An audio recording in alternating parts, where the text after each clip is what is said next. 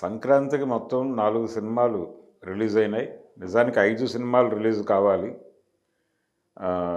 'Raviteja eagle' సినిమాని యాక్చువల్‌గా వాళ్ళు డేట్ అనౌన్స్ చేశారు. పోస్టర్ డిజైన్ బయటకు రావడం మాత్రమే కాదు, పబ్లిసిటీ కూడా బయటకొచ్చేసింది. వచ్చిన తర్వాత ఉన్న పరిస్థితులని అర్థం చేసుకొని వాళ్ళు సోలో డేట్ కోసం వెనక్కెళ్ళారు. పండగ రేసులో వద్దు అని. నిర్మాతల మండలి నుంచి ఎవరైనా వెనక్కి తగ్గితే మా సహకారం ఉంటుంది, సోలో రిలీజ్‌కి మేము కూడా కోఆపరేట్ చేస్తామన్న పద్ధతిలో దిల్ రాజు గారు మాట్లాడిన అందరు నిర్మాతలతోనూ మాట్లాడిన సందర్భంగా వాళ్ళు కొంచెం ఒక అడుగు వెనక్కి వేశారు. అడుగు వెనక్కి వేశారంటే అదేదో ఇది కాదు, బ్యాడ్ వర్డ్ కాదు, కానీ ఒక సరైనటువంటి సమయంలో ఆడియన్స్ ముందుకు వద్దాము అనే ఉద్దేశంతో వెనక్కి వెళ్ళారు వాళ్ళు. పండగ రేసులో ఎందుకు, విడిగా ఆడియన్స్ని పలకరిద్దాం అనేటువంటి ఉద్దేశంతో వెనక్కి వెళ్ళారు అని అనుకోవచ్చు. అయితే సంక్రాంతికి రిలీజ్ అయినటువంటి సినిమాలు 4. ఇందులో హనుమాన్‌కి మొదటి నుంచి కూడా ఒక సింపతి వేవ్ క్రియేట్ అయింది అనుకోకుండా.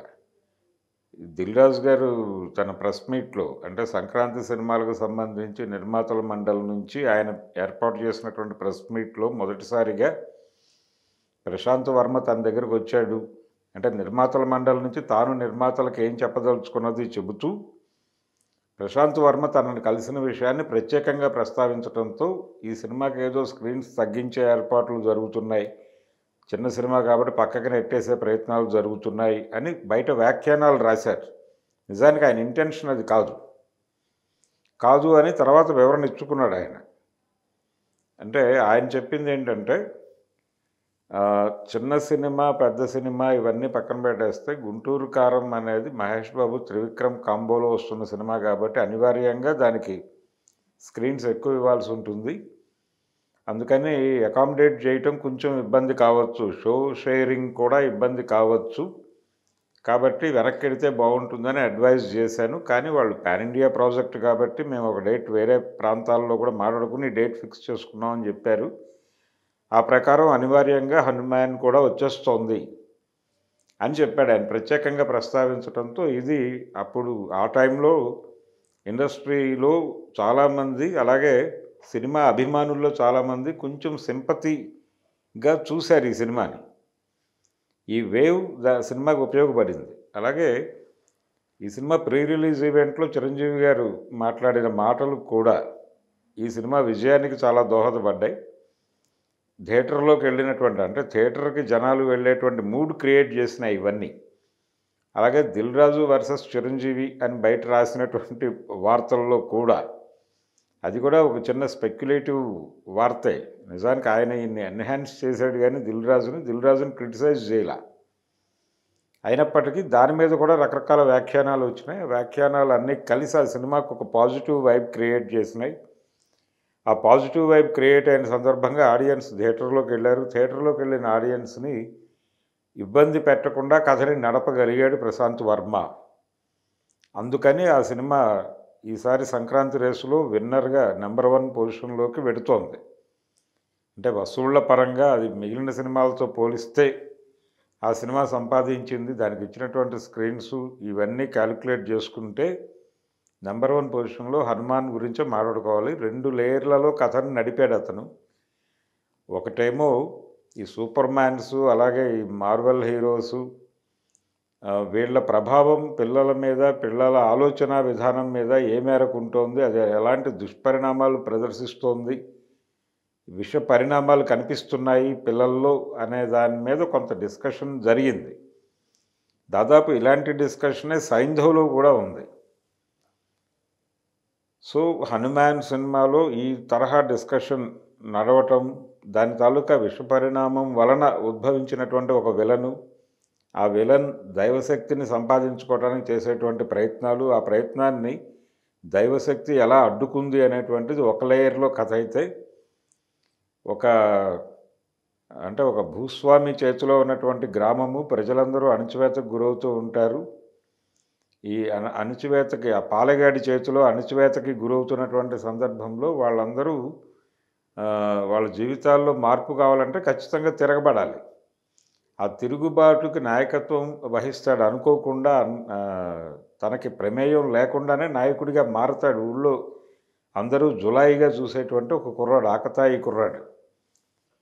ఇలా ఒక కథ అల్లుకున్నాడు ఆయన.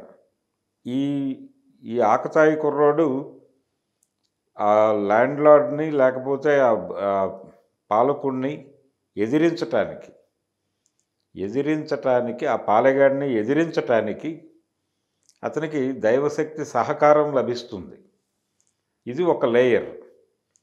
ఈ 2 లేయర్లు అలాగే ఈ దైవశక్తిని బయట నుంచి వచ్చినటువంటి ఒక విలన్ కాజేయబోతుండగా ఆ దైవశక్తిని కాపాడుకోవటంలో మళ్ళీ ఈ పాలెగాడు కూడా మన ఈ జులాయి కుర్రాడితో కలిసి ముందుకెళ్ళటం. ఇదంతా కలిసి ఆడియన్స్‌ని ఎంగేజ్ చేయగలిగింది థియేటర్‌లో. అందువలన దానికి సింపతీ వేవ్‌తో పాటు థియేటర్‌లోకి వెళ్ళినటువంటి ప్రేక్షకుడిని కొంత ఎంగేజ్ చేయటం, ఎంటర్‌టైన్ చేయటం, ఈ 2 జరగటం వలన ఆ సినిమా కలెక్షన్స్ బెటర్‌గా ఉన్నాయి. అలాగే పాన్ ఇండియా ప్రాజెక్ట్ అది. ఇతర భాషల్లో కూడా మంచి రివ్యూస్ వచ్చినాయి. దాదాపు 3 రేటింగ్ ఇచ్చారు. దీంతో అక్కడ కూడా కలెక్షన్స్ పెరుగుతున్నాయి. డే బై డే పెరుగుతున్నాయి. అంటే దిల్ రాజు గారు అన్నట్టు సినిమాలో సత్తా ఉంటే దాన్ని అదే పెంచుకుంటుంది అన్నాడు ఆయన. ఇప్పుడు అలా పెంచుకునే పనిలో హనుమాన్ ఉన్నాడు. ఇది నెంబర్ 1 సినిమా అనుకుంటే, నెంబర్ 2 ప్లేస్‌లో సామిరంగా, నా సామిరంగా సినిమా అని చెప్పుకోవాలి. అక్కినేని నాగార్జున గారు పండగని టార్గెట్ చేస్తూ సంక్రాంతి సినిమాగా దీన్ని, అంటే సంక్రాంతి పండగకే ప్రాధాన్యతనిచ్చి తీసినటువంటి సినిమా ఇది. గ్రామీణ నేపథ్యంలో జరిగేటువంటి ఒక కథ ఇది. ఈ కథలో అన్ని రకాల ఎమోషన్సు పండేలాగా డిజైన్ చేసుకున్నారు. సో ఈ సినిమాకి పాజిటివ్ రియాక్షన్ ఆడియన్స్ నుంచి మొదలైంది కాబట్టి ఈ సినిమాని మనం సెకండ్ ప్లేస్లో చూడొచ్చు. థర్డ్ ప్లేస్లో వెంకటేష్ గారి సైంధవ్ సినిమా నిజానికి వెంకటేష్ గారి కప్ ఆఫ్ టీ కాదు. కానీ ఆయన యాక్షన్ సినిమా చేసి చాలా రోజులైంది. 75వ సినిమా కొంచెం తనదైనటువంటి ముద్ర ఉండాలి అనే ఉద్దేశంతో కొంచెం స్టైలిష్ యాక్షన్ ఎపిసోడ్స్ బలంగా తీయగలిగినటువంటి శైలేష్తో జతకట్టి ఈ సినిమా చేశాడు ఆయన. అంటే డాటర్ అండ్ ఫాదర్ సెంటిమెంట్ ఉంది సినిమాలో బలంగా. అలాగే ఈ సినిమాలో ప్రధానంగా అతను డిస్కస్ చేసినటువంటి పాయింట్, ఇప్పుడు ఇందాక హనుమాన్లో మనం చెప్పుకున్నట్టుగా ఈ మార్వెల్ హీరోలు, సూపర్ హీరో పాత్రలు, వీటి ప్రభావం పిల్లల మీద ఎలాంటి పరిణామాలు చూపిస్తాయి, దానిలో ఒక అంటే ప్రమాదకరమైనటువంటి అంశం కూడా ఉంటుంది అనేది కూడా ఈ సినిమాలో డిస్కస్ చేశాడు. దాంతోపాటు పిల్లల్లో పెరుగుతున్నటువంటి వెపన్ వ్యామోహం, ఆయుధ వ్యామోహము, అలాగే హింసా ప్రవృత్తి, అవతల వాళ్ళని నిర్మూలించాలి, అవతల వాళ్ళతో ఆర్గ్యూ చేయాలి, వాళ్ళతో స్నేహం చేయాలి, వాళ్ళ మంచిని చెడుని కూడా మనం యాక్సెప్ట్ చేయాలి అనేటువంటి వాతావరణం కంటే కూడా అవతల వాళ్ళు మాట్లాడిన మాటలు ఏమాత్రం హర్టింగ్గా అనిపించినా వాళ్ళని చంపేద్దామనే లెవెల్కి ఆలోచించడం అనేటువంటి హింసా ప్రవృత్తి పిల్లల్లో చాలా పెరిగింది. సెల్ఫ్ సెంటర్డ్నెస్, ఈ సెల్ఫ్ సెంటర్డ్నెస్ నుంచి, స్వార్థం నుంచి పెరిగిపోతున్నటువంటి హింసా ప్రవృత్తి, దీని మీద కొంత చర్చ చేయటానికి అవకాశం ఉన్నప్పటికీ తను అనుకున్నటువంటి యాక్షన్ పార్ట్ మీద ఎక్కువ కేంద్రీకరణ పెట్టి ఆ ఏరియాలో విపరీతమైనటువంటి వైలెన్స్ నడిపాడు శైలేష్ కొలను. దీంతో ఆ సినిమా అనుకున్నటువంటి టార్గెట్ని రీచ్ అవడంలో కొంచెం తడబాటుకు గురైంది.